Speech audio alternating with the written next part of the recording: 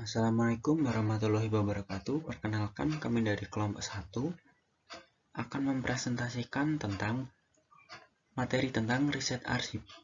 Anggota dari kelompok 1 yaitu Anissa Nur Afifah NPM 025, Taufik Khairuddin NPM 046, Septia Ragil Saputri NPM 047, Harung Abirnaya Nasrullah NPM 089, dan Risti Ananda Yulia NPM 147.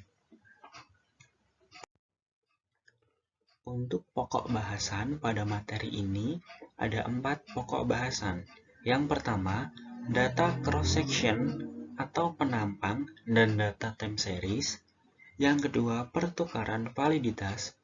Ketiga, analisis konten. Keempat, analisis kritis. Yang pertama yaitu data cross-section atau penampang dan data time series. Foster mengidentifikasi sejumlah masalah yang terkait dengan pengumpulan data dari sekunder baik dalam studi data cross-section dan time series. Yang pertama yaitu data cross-section atau data penampang. Karakteristik dalam penggunaan data cross-section yang pertama, dalam penggunaan data ini kemungkinan ada beberapa pengecualian terhadap beberapa perusahaan saat ini. Dalam penggunaan data ini mungkin mengecualikan perusahaan yang tidak bertahan. Contohnya, perusahaan yang digabungkan, diakuisisi, dan bangkrut. Yang ketiga, data mungkin tidak mutakhir karena data terbaru belum dimasukkan. Yang keempat, data mungkin tidak lengkap karena kehilangan beberapa item. Yang kelima, ada klasifikasi yang tidak konsisten dari beberapa item keuangan di seluruh perusahaan. Yang keenam, mungkin ada kesalahan pencatatan, memerlukan pemeriksaan terhadap database lain yang penting jika dimungkinkan dan memerlukan penggunaan pemeriksaan validitas internal yang sederhana.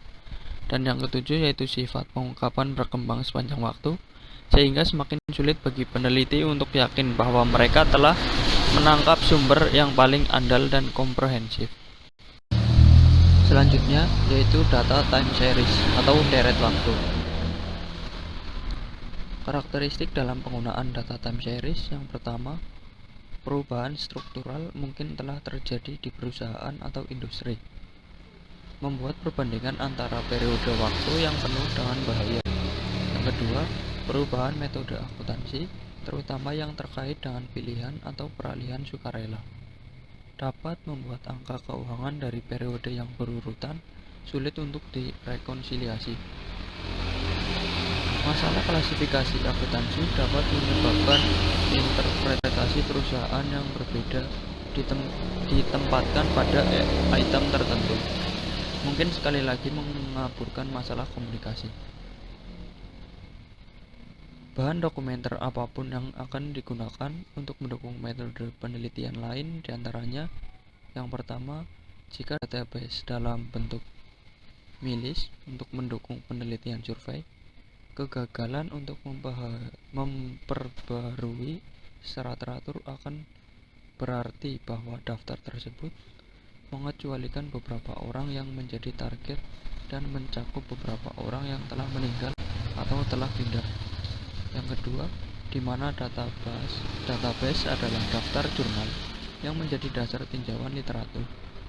Dan yang ketiga yaitu berhati-hati dalam membuat kesimpulan yang tidak beralasan dari sumber arsip, terutama jika ada bahaya yang mungkin tidak kita perbandingkan dengan sejenisnya.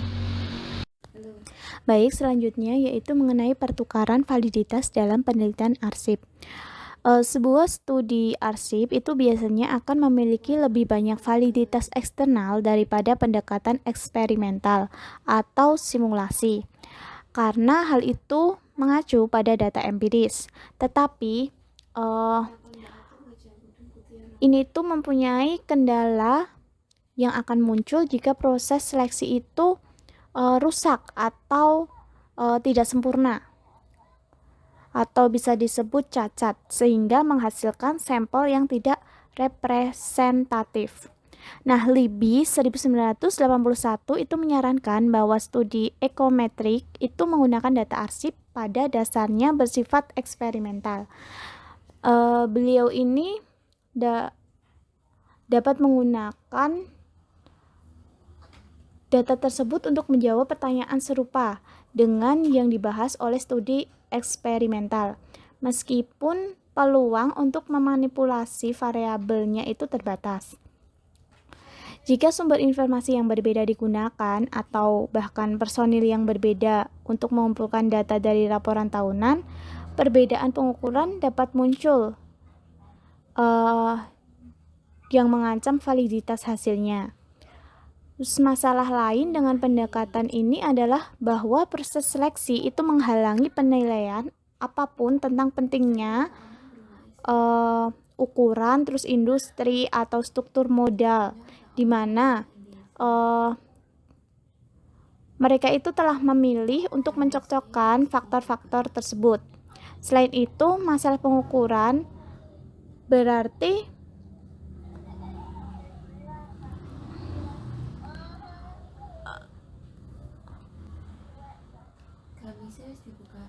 bahwa mereka itu tidak yakin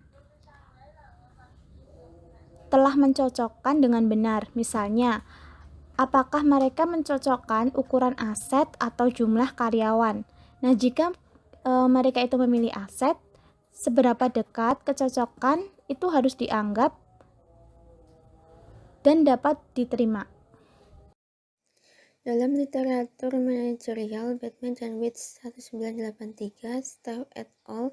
1983, Salancik dan Meiji 1984, Clapham dan Scanlon 1991, dan Abrahamson dan Park 1994, semuanya mengadopsi pendekatan analisis konten untuk mengeksplorasi atribusi kausal yang dibuat oleh manajemen perusahaan dalam surat mereka kepada pemegang saham untuk menjelaskan perusahaan pertunjukan. Jones dan Shoemaker 1994 memberikan gambaran umum tentang studi analitik naratif akuntansi empiris. Isi kualitatif narasi ditransformasikan menjadi variabel kuantitatif untuk selanjutnya dianalisis dengan rumus sederhana. Jadi untuk kata-kata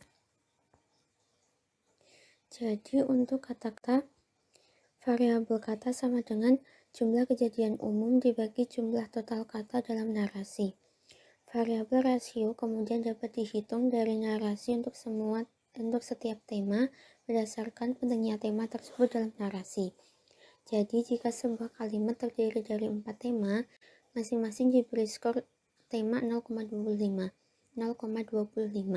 Skor keseluruhan yang dijumlahkan di semua kalimat yang diberikan tema tertentu dianggap sebagai indikasi pentingnya dalam narasi. Variabel rasio kemudian dapat dihitung dari narasi untuk setiap tema berdasarkan pentingnya tema tersebut dalam narasi. Jadi jika sebuah kalimat terdiri dari 4 tema, masing-masing diberi skor tema 0,25. Skor keseluruhan yang dijumlahkan di semua kalimat yang diberikan tema tertentu dianggap sebagai indikasi pentingnya dalam narasi. Variabel tema sama dengan jumlah skor dibagi jumlah kalimat dalam pernyataan.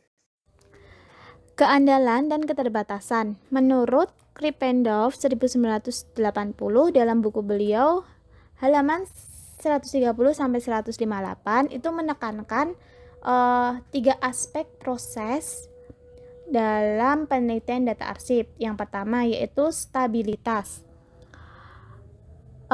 Perbedaan pengkodean antar waktu dalam pembuatan kode yang sama itu seharusnya tidak signifikan. Yang kedua, reproduktivitas. Aturan pengkodean itu harus sedemikian rupa sehingga memungkinkan pembuat kode yang berbeda di lokasi yang berbeda untuk menyetujui secara substansial tugasnya.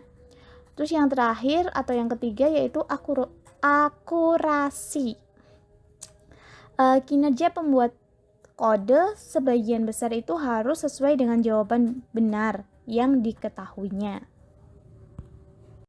Yang berikutnya adalah analisis kritis, di mana dimungkinkan mengidentifikasi pengembangan sejumlah bidang penelitian kritis atau interpretatif yang lebih sempit, dengan mengadopsi perspektif yang berbeda tentang sifat akuntansi yang menyimpang, terutama yang pertama adalah kritis Marxis, yang kedua ada kritis radikal, yang ketiga ada kritis feminis, yang keempat ada interpretatif, yang kelima ada feminis interpretatif, yang keenam ada radikal, yang ketujuh ada feminis radikal. Hal ini menunjukkan hanya penelitian yang dilakukan dengan paradigma kritis, terlepas dari sifat peluang publikasi yang terbatas. Sekian presentasi dari kelompok kami. Apabila masih ada salah kata, mohon maaf. Wassalamualaikum warahmatullahi wabarakatuh.